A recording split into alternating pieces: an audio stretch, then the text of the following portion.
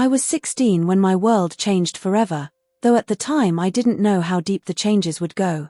My name is Lila, and I grew up thinking life was simple: my father, my mother, and me. But divorce shattered that illusion. I didn't want to leave my father, didn't want to leave the only person I truly trusted. But life isn't fair, and I went with my mother, moving into a city that felt foreign and cold, leaving behind the warmth of my father's presence. At first, everything seemed almost normal.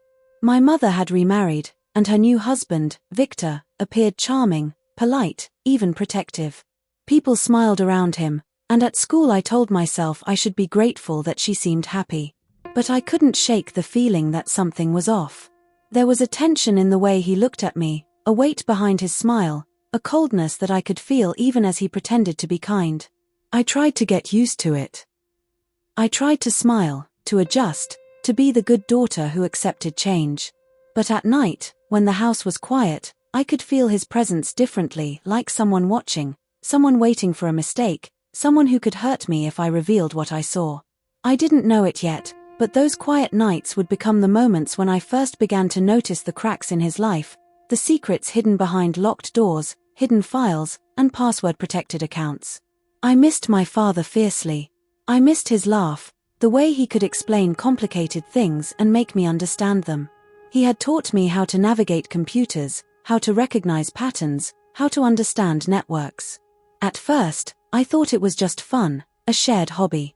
But those skills would later save my life and the lives of people I didn't even know. Victor seemed normal during the day, but there were things I couldn't ignore. Late-night phone calls, hurried messages, secret folders on his computer that no one was supposed to see. I noticed the way he hid his screen when I walked past, the way he typed quickly when he thought no one was watching. My gut told me something was wrong. I wanted to tell my mother, but I feared she wouldn't believe me, or worse, that she already knew and I would get in trouble for noticing. At school, I became withdrawn. I pretended to focus on classes, on friends, on homework, but my mind was always analyzing, always observing. I began keeping a journal not just about my own thoughts, but about what I saw at home. Notes on passwords he used, websites he visited, strange emails, encrypted files. I didn't understand all of it yet, but I wrote down everything I noticed, knowing it might matter someday. I felt trapped between worlds. At 16, I should have been thinking about friends, school, maybe first crushes. Instead, I was thinking about hidden folders, coded messages, and how to protect myself without alerting the person who could destroy me. I became quiet, careful, always watching, always calculating. Fear had become my shadow, following me everywhere I went, and curiosity became my lifeline. Sometimes I thought about running away, about telling my father everything immediately, about going to someone who could protect me. But Victor's charm, and the silent warning in my mother's eyes, kept me from acting. I didn't know it yet, but my mother was already aware of his dangerous side. She had her reasons to stay silent. And I was alone in learning the true darkness that had entered our lives. I began to notice patterns. Small habits, repeated actions, unusual computer logins at odd hours. I saw the way he reacted when he thought no one was paying attention. I began connecting dots in my mind, forming a picture of something dangerous lurking under the surface. Something that involved more than just secrets. It involved crime, manipulation, and people who were vulnerable. At first, I was terrified. I didn't know what to do. I wanted to tell my father, but it seemed impossible. He was far away, in a city I had left behind, busy with his own life. And even if I could reach him, would I be believed? Could I explain the strange feelings, the hidden accounts, the locked files, without sounding like a paranoid teenager? So I did the only thing I could. I started observing, quietly, carefully, keeping a record of everything. Every website he logged into, every password he left visible by mistake, every strange package or sudden disappearance. I kept a list of browser names, times of activity, and anything else that seemed out of place. My notebook became a map, my mind a camera recording every suspicious detail. Living with him was like walking on eggshells. Every action had to be measured, every word weighed. I smiled when I had to, laughed when others laughed, but I kept my thoughts locked inside, like a safe with a combination only I knew. Fear had taught me vigilance, and curiosity had given me purpose. There were nights I cried silently, wishing I could speak, wishing I could tell my father that I was scared, that I didn't trust him, that I felt trapped. But I knew that speaking too soon could put me at greater risk. Victor had a way of reading people, and I had to stay invisible, unnoticeable, careful. And yet, even in my fear, there was a spark of courage. I knew that knowledge was power. I knew that if I could understand what he was doing, record it, and leave a trail for someone who could act, then maybe I could survive and maybe I could stop him from hurting anyone else. The notebook in my bag, the small digital recorder I had hidden, every password I memorized, was a thread I could pull to unravel a much bigger web. I couldn't have known then how far the danger would go, how deep his dark secrets ran, or that my voice would one day be stolen from me. I couldn't know that the careful observations I was making at 16 would become the key to exposing crimes that were unimaginable. But even then, in the quiet darkness of my room, I made a promise to myself: I would survive. I would watch. I would record. And one day, I would make sure the truth was seen. Living with Victor was terrifying, but it also taught me something about myself. I learned patience, precision, and courage. I learned that fear could sharpen the mind, not just paralyze it. And I learned that even at 16, I could see the darkness lurking behind smiles and polite words. I still missed my father every single day. I still hated the divorce, still wished life could be simple. But in those moments of fear and observation, I began to understand my own strength. And I didn't yet know, but this strength, combined with the skills my father had taught me, would one day help me fight back against a world I hadn't even imagined existed, a world of secrets, dark web crimes, and unimaginable betrayal. This was the first chapter of my story. A story that begins with fear, confusion, and sadness. A story where a 16-year-old girl had to navigate the shadows of her own home, learning to watch, record, and plan in silence. A story where courage would not be loud, but hidden in the quiet actions of a girl who refused to be powerless. Even now, I can feel that fear, that tension, that shadow. But I can also feel the spark of determination that refused to be extinguished. The story of what happened next, and how I faced horrors my father could only later uncover, starts here, with the divorce, with the new husband, with the dark suspicions that I would follow no matter what. And I survived, even then, by being careful, smart, and quietly brave. When I first started noticing Victor's strange habits, I didn't understand what they meant. At 16, I knew a little about the internet, about hidden networks, encrypted files, and online patterns. But I didn't know that my knowledge would become the key to saving lives, including my own. It started with small things: a locked folder on his computer, a sudden change in his routine, a hurried look whenever I passed by his study. Most children wouldn't notice, but I did. I watched, silently, always careful not to be seen. At first, I thought it was curiosity, maybe harmless secrets. But my instincts screamed otherwise. Something about the way he typed, the way he minimized screens when I entered the room, and the odd times he disappeared to make phone calls, it all seemed calculated, purposeful. My stomach turned as I realized that whatever he was hiding, it was serious. I began monitoring his computer whenever he left the house.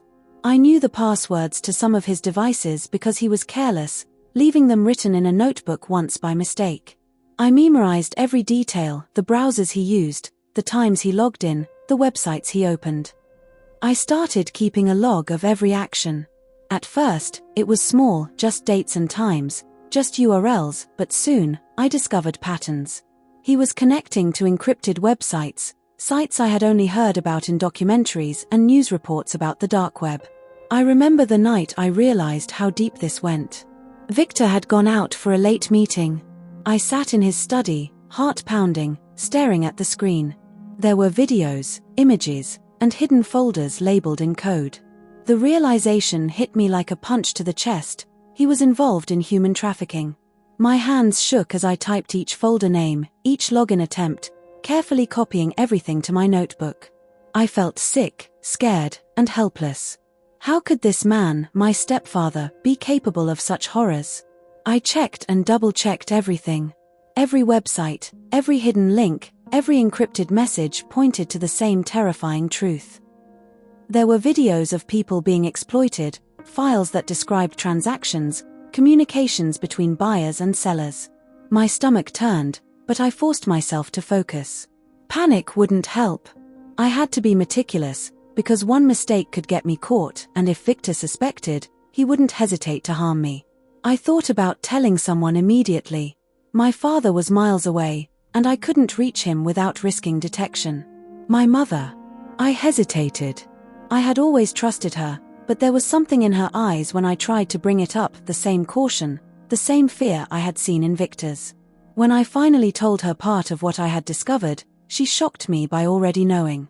She asked me to stop, to not tell anyone, warning me that Victor was dangerous and that we had to keep this secret for our safety.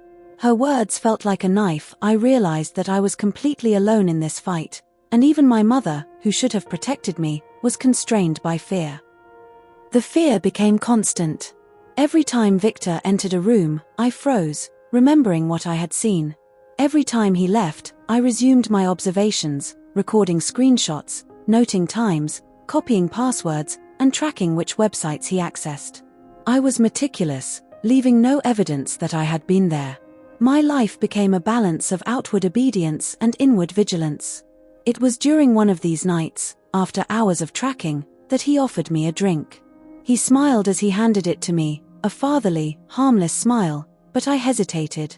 I couldn't speak, couldn't explain my doubts. I drank it anyway, thinking he might be trying to gain my trust, not knowing the danger that lurked in that cup. I felt the effects almost immediately. My throat tightened. Panic clawed at me. I tried to scream, to call for help, but no sound came out. My voice, my ability to speak, was gone. I realized, in that horrifying instant, that Victor had deliberately taken my voice from me. Not to kill me, but to silence me.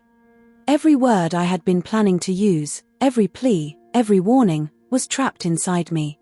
I was a prisoner in my own body, forced to observe, to record, but never to cry out. My mother had known, she had seen it happen, and yet she did nothing. Her silence confirmed that we were both under pressure, trapped by the fear Victor wielded like a weapon. I wept silently, my mind screaming in frustration. The only thing I had left was my notebook, my ability to think and plan. I realized that being voiceless didn't have to mean being powerless. I could still write, still observe, still document every detail. Every password, every hidden folder, every website became my voice, my weapon, my way to fight back without being heard. In the weeks that followed, I recovered physically, but my voice never returned. It was a permanent reminder of Victor's cruelty. Yet, as I adjusted to this new reality, I made a decision. I would give all the evidence I had gathered to my father. He was a technical expert, someone who could understand the network, decode the encrypted files, and use the information to expose Victor. I began writing a detailed letter, explaining everything I had seen, every dark web connection, every human trafficking record, every password and login. I explained how Victor's crimes extended even to videos and images of victims, including some I had accidentally observed while monitoring his system. Writing that letter was terrifying, but it was also liberating. I poured all my fear, anger, and determination into it. For the first time in weeks, I felt like I had a voice again, even if it was on paper.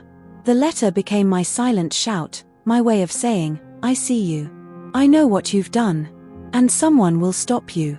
I sealed the envelope and left it where my father would find it. I watched him read it, imagining the shock and anger that would cross his face as he discovered the extent of Victor's crimes. I knew he would act, because he always had. He was methodical, intelligent, and driven by justice. And I realized, in that moment, that even without my voice, I could still make a difference. I learned something profound in those weeks. Courage doesn't always roar. Sometimes, it observes in silence, documents in secret, and trusts someone else to act. Even silenced, I could fight back. And through the letter, through the notebooks, through the meticulous record of every dark web login and human trafficking connection, I had begun the first steps toward exposing Victor and reclaiming our lives. I knew the journey wouldn't be easy. There would be fear, confrontation, and danger. But I also knew that I had done everything I could to prepare, and that my father would not fail me.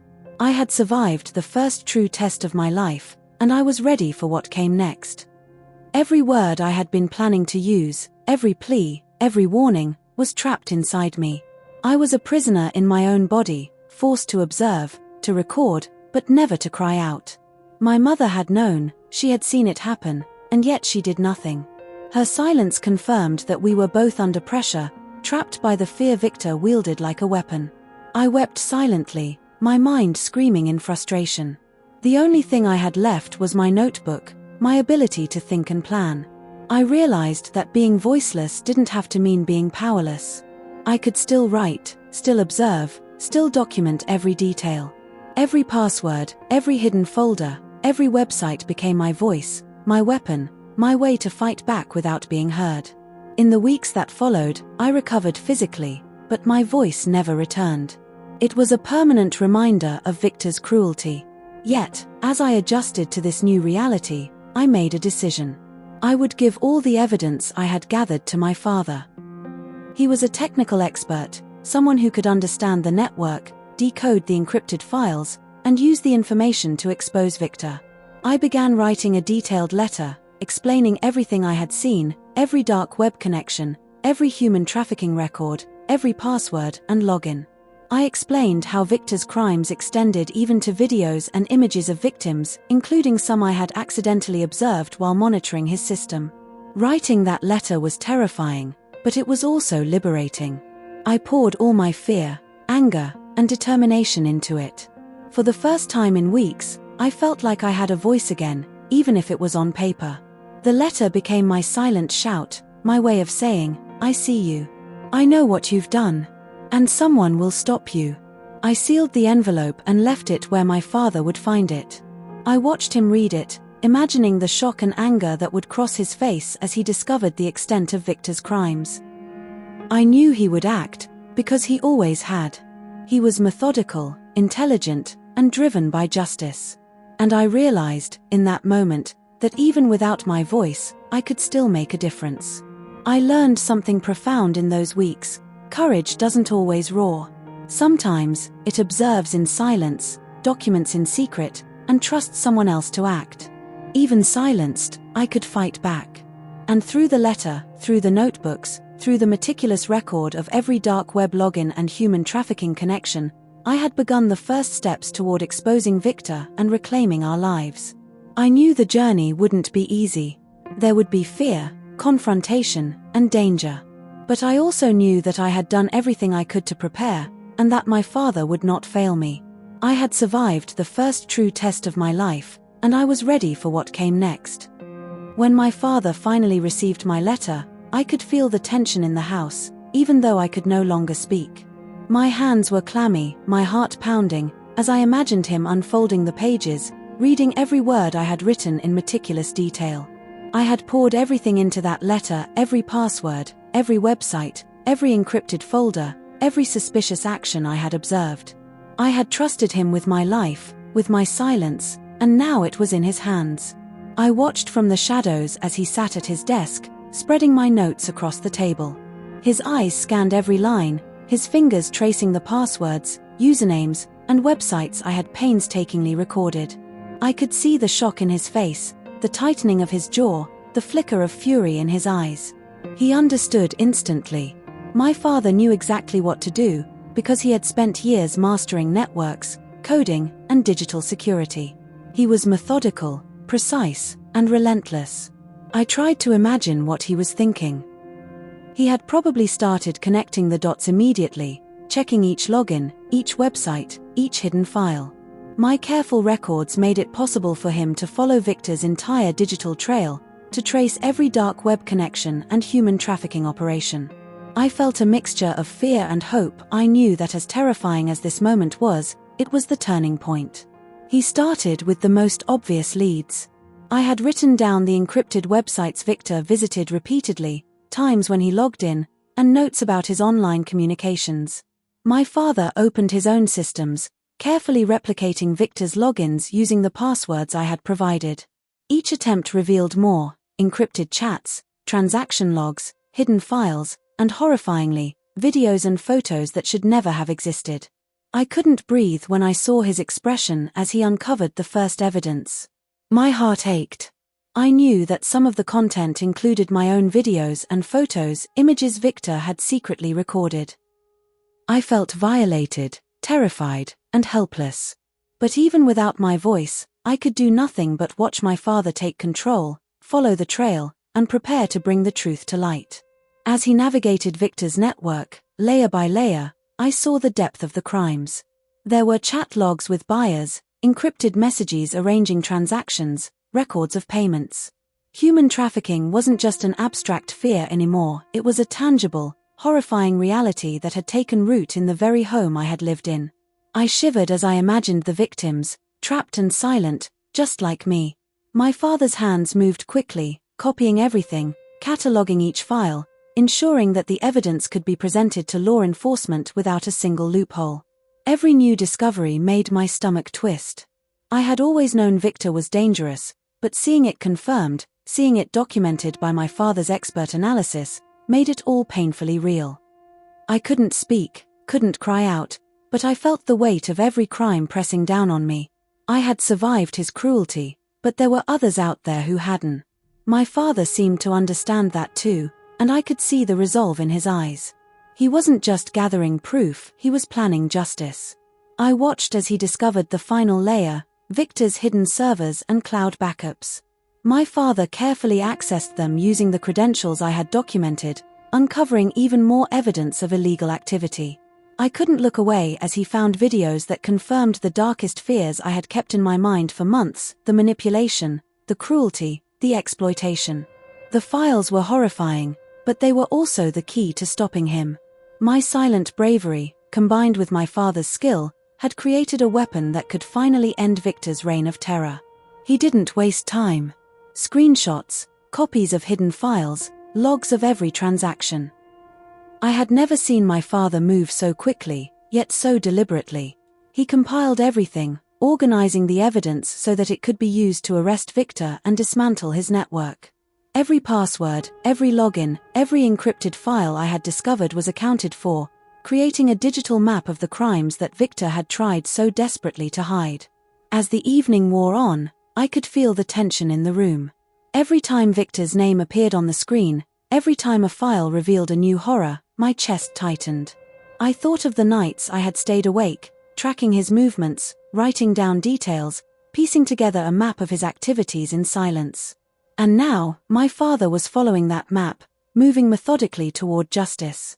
He contacted the authorities, showing them screenshots, logs, and hidden files. I couldn't hear the conversations, but I could feel the change in the air. Police began preparing to act. I could sense the anticipation, the careful planning, and the certainty that Victor's crimes could no longer remain hidden. My father had transformed my silent courage into action, and soon, Victor would face the consequences. Even though I had no voice, I could feel the relief that came with knowing that justice was imminent. The fear that had dominated my life was still there, but it was tempered by hope. My father's expertise and my observations had created an unbreakable chain of evidence, one that would ensure Victor could never harm anyone again. In that moment, I realized something important: silence does not mean powerlessness. Even without speaking, I had found a way to fight back. Every note, every screenshot, every password had been a step toward exposing Victor, and now my father's knowledge and action were completing that path. Together, we had created a force that could dismantle a dark empire built on cruelty and lies. When the police finally moved in, I stayed hidden, watching. They entered the house with authority, executing warrants, seizing devices, and arresting Victor. I couldn't cheer, couldn't speak, but my heart raced with a mixture of fear and triumph. The man who had stolen my voice, who had tried to control my life through fear, was finally being held accountable. Watching from the shadows, I felt an overwhelming sense of gratitude for my father. His knowledge, his dedication, and his courage had turned my silent observations into action. Every detail I had recorded, every note I had made, every careful observation of Victor's dark web activities had been validated, used, and acted upon. My silent bravery had not been wasted. After the arrests, the house felt different. The tension, the fear, the unspoken dread, it began to lift. I still had no voice, still carried the scars of what had been done to me, but for the first time in months, I felt a glimmer of safety. Victor's network was exposed, his victims would find justice, and I had survived. In those quiet moments, I reflected on what had happened. My father's skill had been the bridge between my observations and justice. My notebook, my meticulous tracking, my silent vigilance had made it possible for him to act decisively. And though I could not speak, I had spoken in another way through my mind, my notes, and my courage. That night, I understood the truth. Courage doesn't always require a voice. Sometimes, it takes careful observation, detailed planning, and the right person to act on what you know. Silence can become power, and even in the darkest situations, knowledge and bravery can bring light. Victor was finally behind bars, and his crimes would never reach another child.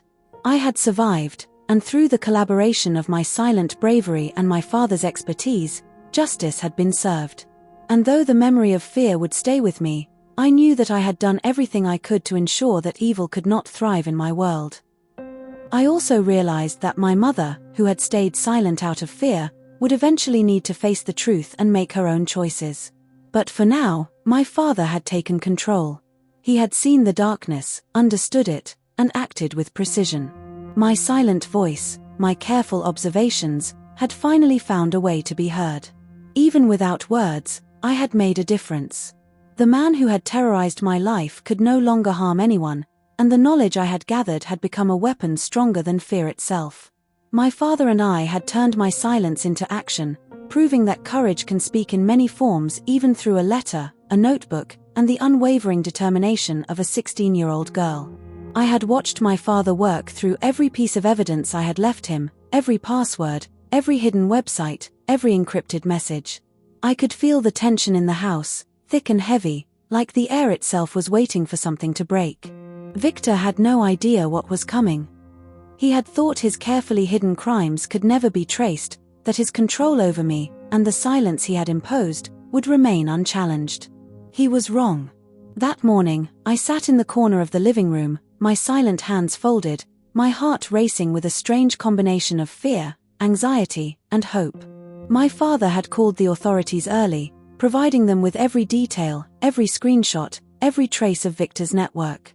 Police officers were preparing to raid the house, but the timing had to be perfect. My father had studied Victor's patterns, his schedule, and his security measures, and now the moment had come. I could feel every second stretching, heavy and unbearable. I thought about all the nights I had stayed awake, watching Victor, documenting his every move. I remembered the drink, the poison that had taken my voice, and the panic I had felt when I realized I could no longer scream for help. That memory still haunted me, but now it had transformed into a quiet strength. I had survived, and I had planned, and my father was about to act on my courage. The first officers arrived, moving with precision and authority. They carried cameras, evidence bags, and laptops, ready to secure everything Victor had tried so desperately to hide. I felt my pulse quicken as I imagined the moment Victor would finally realize that his empire of darkness was collapsing. My father had given them everything, the logs, the passwords, the hidden files, and most importantly, the clear documentation of his crimes. Victor appeared in the doorway, his face confident, smug, almost mocking. He glanced around the living room, but his gaze faltered when he saw my father standing with a laptop open, scrolling through files he could no longer hide. I watched as recognition and fear flickered across Victor's face. My father's eyes were calm, focused, and burning with fury. He had the proof, and Victor knew it. I couldn't speak, couldn't warn anyone, but I felt the air shift as authority entered the room. The police officers stepped forward, announcing the raid, stating that Victor was under arrest for human trafficking, possession of illegal content, and a series of dark web crimes that spanned multiple countries. His smirk vanished, replaced by confusion and panic. He had underestimated us, underestimated me, underestimated my father's knowledge and determination. As they moved in, securing devices and taking photographs of the evidence, I noticed Victor's hands shake for the first time. He tried to maintain control, tried to speak, tried to assert dominance, but it was futile. Every password I had recorded, every file I had tracked, had mapped his network for law enforcement. There was no escape, no trick, no manipulation left that could protect him.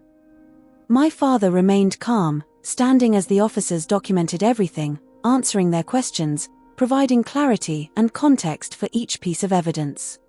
I watched him explain the sequence of events, how I had documented the crimes, and how he had used my notes to uncover Victor's operations. I felt a swell of pride, even though I could not speak it aloud.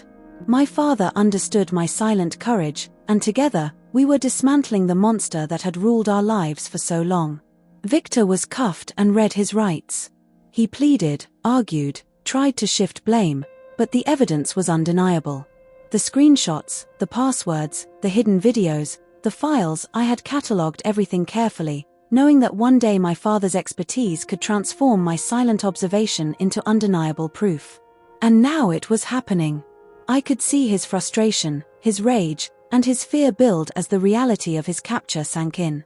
I thought about the people he had hurt, the victims whose lives had been manipulated and destroyed, and I felt the quiet weight of responsibility. My notes, my observations, had not just saved me, they were saving others.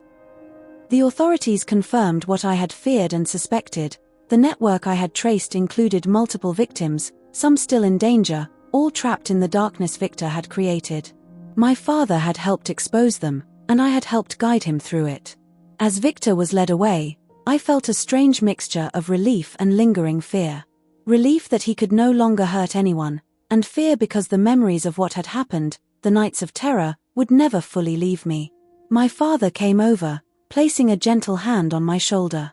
I wanted to speak, to thank him, to cry, but my voice was still gone. Still, I could feel his understanding, his acknowledgement of my bravery, and that was enough. I thought about my mother in that moment. She had stayed silent for so long, warning me not to tell anyone, not to act, because Victor was dangerous.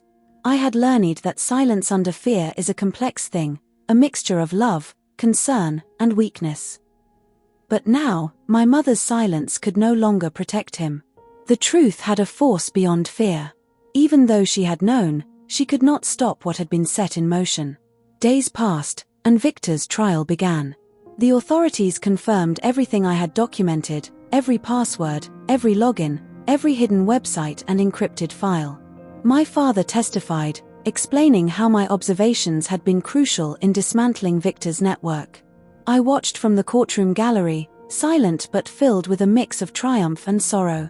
The man who had stolen my voice, tried to control my life, and exposed me to unimaginable danger, was finally facing consequences. Even though I could not speak, my actions, my courage, my planning, and my meticulous documentation had made a tangible difference. Victor was no longer a threat. The victims could start to find justice, and my father and I had proven that knowledge, even when gathered in silence, is powerful. After the trial, I finally approached my mother. The conversation was unspoken. My eyes, my gestures, and the letter I had written conveyed everything. She finally understood that her safety, my safety, and the truth required action. She agreed to separate from Victor completely. The fear that had held her silent was replaced with resolve, and for the first time, I saw her willing to reclaim her life. Soon after, my mother returned to my father. The reunion was quiet, but full of warmth and relief. We moved into a new home, one free from fear, free from secrets, and full of sunlight. For the first time since my voice had been stolen, I felt truly safe. Laughter returned, conversations returned, and the house became a home again. I could not speak, but I could participate, observe, and feel. My silent strength had brought us here. I realized something important through all of this. Courage does not always roar. Sometimes it observes. Sometimes it writes letters in silence. Sometimes it documents and plans. And sometimes, that courage can ripple outward, turning silence into action and fear into justice. Even now, I cannot forget the nights of terror, the poison that stole my voice, or the fear that kept me awake. But I also cannot forget the moments of triumph, the careful steps that dismantled a criminal network, and the knowledge that my actions had saved lives. Silence, when wielded with precision and courage, can be louder than any shout. Now, I live in a home filled with love, sunlight, and trust. My mother and father, once separated by divorce and betrayal, have found their way back together. We honor the lessons of the past every day, acknowledging the darkness, but celebrating the courage that allowed us to survive it. For anyone listening to my story, understand this: silence does not mean weakness. Planning, observation, and careful courage can change the world. My voice may be gone, but my story, my bravery, and the truth I revealed will never be silenced. And if you want to hear more stories like mine, stories of courage, betrayal, and justice, follow AINeuraBeat. Every story is real, raw, and unforgettable. Every voice, even silent, has the power to be heard. After Victor was arrested and the authorities had confiscated all his devices, the house felt both empty and strangely lighter. I had spent months in a cage of silence, fear, and observation, and now, even though my voice was still gone, I could finally breathe without the constant weight pressing down on my chest.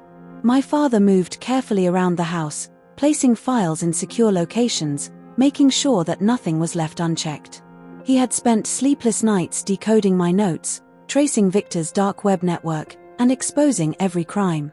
I watched him, silently proud and grateful. In the quiet of those first days after the arrest, my mother's presence was different. She no longer wore the nervous, forced calm that Victor had required.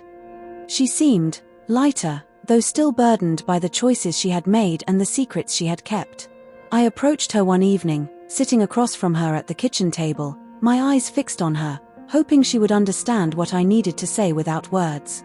She looked at me, a faint tremor in her hands, as if she had finally realized the full weight of what had happened.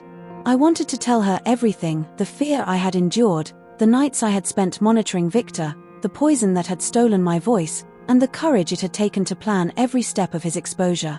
But instead, I placed my diary in front of her, open to the pages that documented every observation, every password, every encrypted website I had tracked.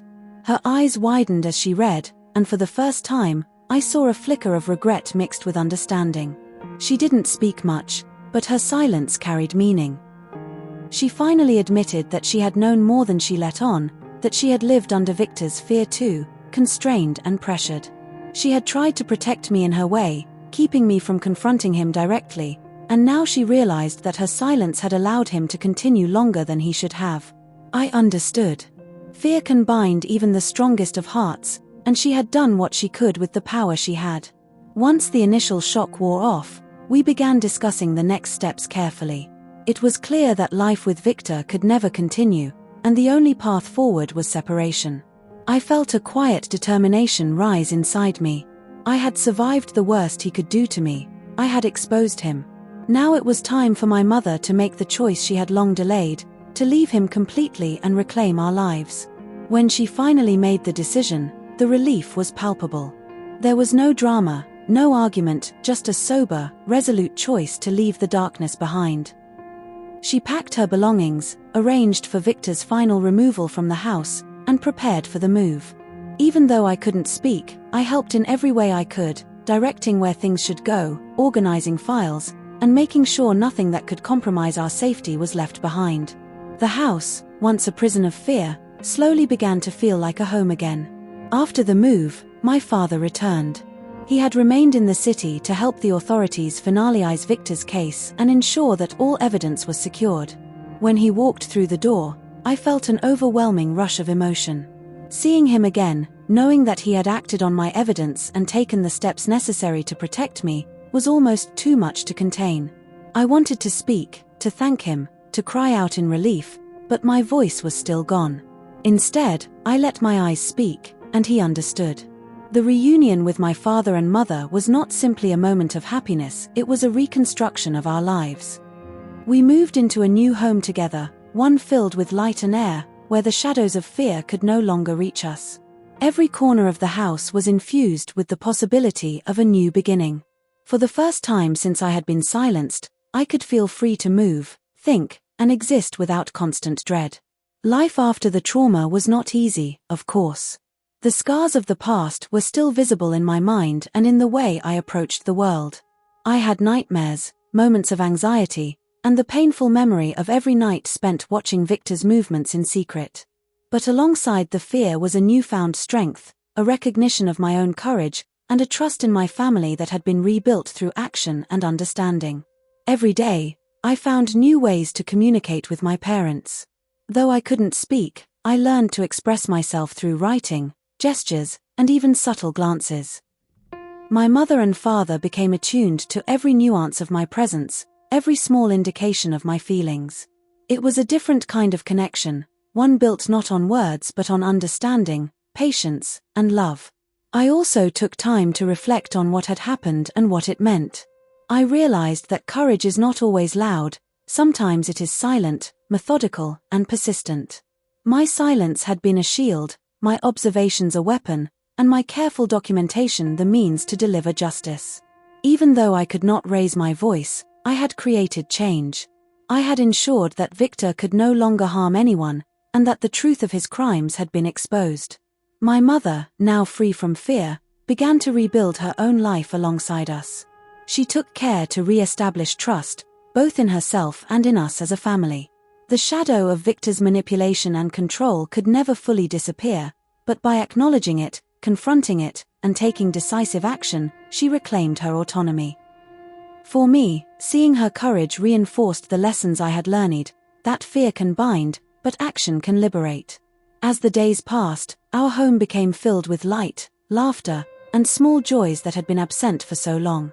We celebrated each moment of safety, each small victory, each instance of normal life. I knew that the darkness we had endured would always be a part of our story, but it no longer controlled us. We had survived, and together we were healing. In quiet moments, I reflected on the lessons I wanted to share with others. Silence, while often misunderstood, can be powerful. Observation, intelligence, and careful planning can overcome even the most terrifying oppression. Courage is not only in the shouting and fighting, it is also in enduring, documenting, and acting when the moment is right. My story was painful, but it was also a testament to resilience. I also realized the importance of sharing stories like mine. Many people suffer in silence, trapped by fear, manipulation, and abuse. By telling my story, I hoped to give voice to those who cannot speak, to show that even in silence, action is possible, and justice can be achieved. Today, our family is together, safe, and happy. My mother and father remarried, and we live in a home where fear no longer dictates our lives. I continue to write, observe, and protect what we have, ensuring that our past lessons are never forgotten. My voice may never fully return, but my courage, intelligence, and careful action have created a life of safety and love. For anyone listening to my story, know this: even when you feel powerless, even when your voice is taken, your mind, your observations, and your planning can speak louder than words. Courage can survive silence, and truth can conquer even the deepest lies. And if you want to hear more stories of courage, resilience, and real-life justice, follow AINeuraBeat, where every story is raw, real, and unforgettable. Now, as I sit in our new home, I look around and feel a quiet sense of peace. The fear that once controlled our lives is gone, replaced by safety, trust, and love. My voice may never return, but I have learned that courage does not always speak, it observes, records, and acts. What happened to me was painful, terrifying, and unfair, but it also taught me the power of intelligence, patience, and planning. My silence became my strength, my diary became my voice, and together with my father, we brought justice to a dangerous man who thought he could hide in the shadows.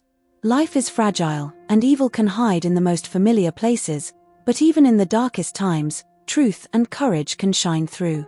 I survived, my family is whole again, and we now live free from fear. If you hear my story, remember this: even when you are silenced, you can still act, you can still fight, and your courage can make a difference. For more real, emotional, and unforgettable stories, follow AINeuraBeat, where every story is raw, real, and powerful.